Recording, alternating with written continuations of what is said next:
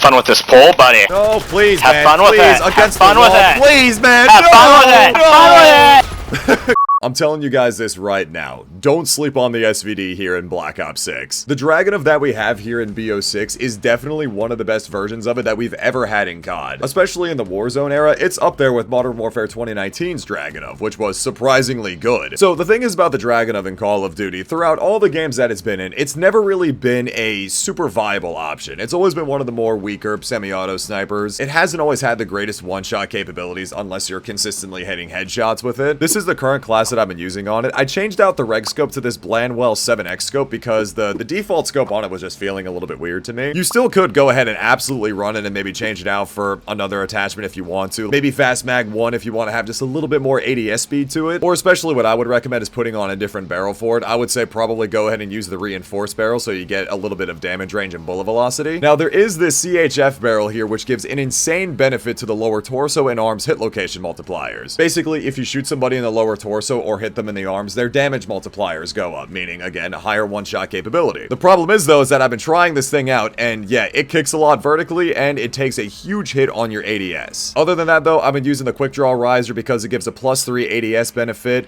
Down here as well, I've been using the heavy stocks just for some more flinch resistance. Now, here on the fire mods, I've been trying out FMJ, especially trying to see how it works with hitting collaterals with it. I didn't have FMJ on when I hit the triple in the beginning of the video, but it's because I hit an all-pro. I had 2 headshots in that triple. Because of the headshot damage multipliers and the penetration through it, it was able to carry through to the 3rd target perfectly fine. But I'm just really curious to see if it's going to be possible to hit just a reg body shot triple with it, so we're going to try that out. Also, if I haven't mentioned it already, all of the muzzles here on the Dragunov are actually really, really good. You can mix around with these if you want to. But actually, before I go ahead and use my ideal class, I really want to try this out with this CHF barrel. This might be a more ideal build if you want to run a swap class. Yesterday on Monday, though, they added Faceoff to the game, so now we've got 2 brand new maps. Both of the maps are Pit and Gala, really nice face-off maps, and again, I love the fact that Treyarch is leaning more into that, because again, in Black Ops Cold War, having face-off 6v6 was genuinely one of the best multiplayer modes for that game. Having both 12v12 and 6v6 face-off were phenomenal additions to that game. Because again, the thing is, you're just giving more variety to the multiplayer, taking small face-off maps and making them chaotic. For 6v6, no score streaks, nothing like that, just run forward and go. So if you like that kind of Call of Duty gameplay style, then it's perfect. So again, though, here's the thing with this CHF barrel. Just because it gives you so much more power to the extremities, the ADS takes a massive hit. ADS takes a massive hit, and even with all of the other attachments that I could add on for faster ADS, it's still not that great.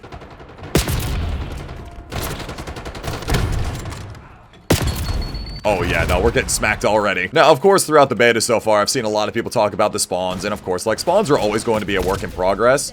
I could have had the triple right there. Spawns are almost always going to be a work in progress, and the thing is, especially on face-off maps, I feel like it's really hard to get the spawns down on it. It's going to be chaotic, there is going to be spawn trapping in it, but that's just kind of what makes it fun, also at the same time. At least in my opinion, anyway. I find it very fun on face-off, just because it is that kind of game mode and play style where you just literally turn your brain off and go. Thing is, as well, is that I really want to test and see. I mean, yeah, I shot him in, like, the stomach right there, was able to get him. Really trying to test and see, like, how low I can actually hit. And, yo, there's a collat. See if I can shoot him in the stomach again. Yeah, there we go. That seemed to work. I think as well, over on the LR762, there is a barrel that gives you more damage to, like, the lower extremities as well. But on the LR762, I don't even think it's really that necessary. The more that I've really started to use that sniper, it really does feel like a Tundra once you get it maxed out. Let's see. Stand still for me. I mean, yeah, stomach's still getting one-shots. Thing is, though, is that I don't really know how much of a necessity the CHF Riser is, just because the Dragunov is already good. And honestly, when it comes to collaterals, if you just run FMJ, I think you'd be fine anyway. When the official full game comes out, that's what I'll do, though. I'll go ahead and load up some private matches, test out a whole bunch of attachments,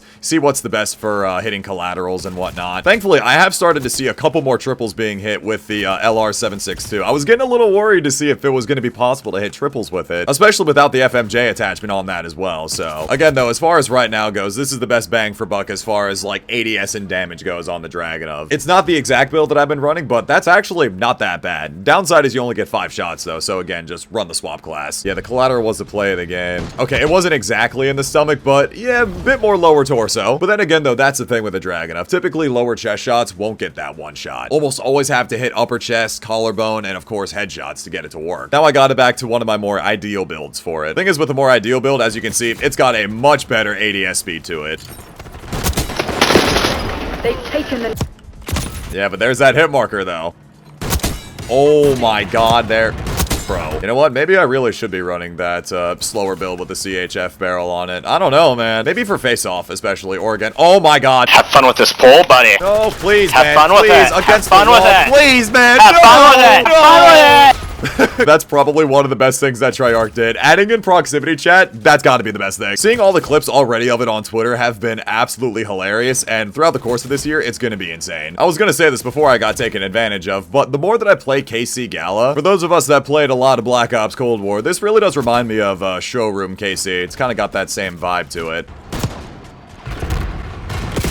I just got Swanton bombed, killed by Call of Duty Van Goated 72.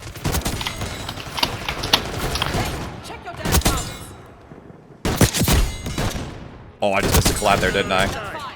Oh, I'm so ass. I'm telling you guys, again though, even with the speed on this thing, as long as you hit upper chest, this thing is nuts. I usually don't expect a whole lot when it comes to the Dragunovs in Call of Duty, but this is a very pleasant surprise. And actually, as a matter of fact, my best clip on the BO6 beta is with the Dragunov. It wasn't in the intro of the video. Maybe if I had a couple more clips on the game, what I'll probably end up doing is making some sort of like BO6 beta mini-tage. If you guys want to see that from me, let me know. Blink was going crazy. This dude's got a nice shot. But that's what I'm saying though, is that reticle, that 7x scope is so good. Oh, they got all sorts of red dots on the Dragunov too. Oh, that's kind of nuts. There's a thermal holographic sight. You know what? I'll try it. Oh, it's actually good we got pit. I heard if you use the thermal scopes on this map, it's completely bugged out. I don't know if it's going to make a difference here with the thermal. Oh my god. No, that actually, yep, it's busted. I was going to say, I don't know if it's going to make a difference on a holographic one, but oh yeah, no, it absolutely is broken. Okay, this is some kind of bad news because if this turns into another year of Black Ops Cold War where people decide to start throwing smoke and spamming thermal through it, what I'm really hoping we don't run into is another situation in Black Ops Cold War where everyone just decides to,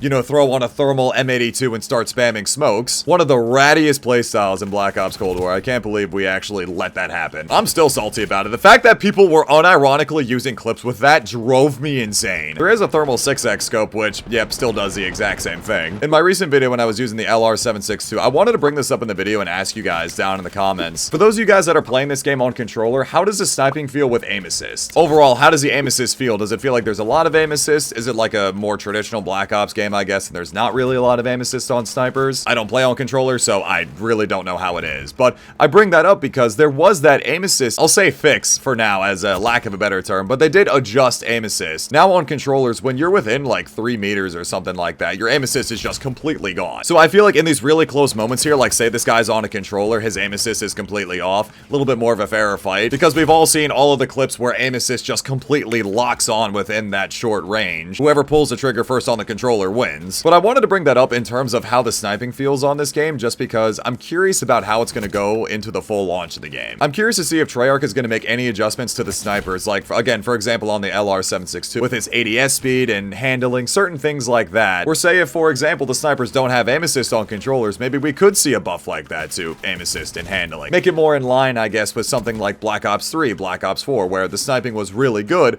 but that was the trade-off, was that there was no aim assist. I feel like that's just how it should be in Call of Duty. If there's no aim assist on snipers, maybe we could get that trade-off, and anyone that's getting completely dumpstered on, it's like, hey, they're doing it without aim assist, so still a good amount of time left in the beta, and there is still about a month and a half or so at this point in time, up until the full launch of this game, so of course, again, we'll see what kind of adjustments they make across the board when the full game comes out. I'm so sick of these goddamn shotguns, man. Holy shit. Yep,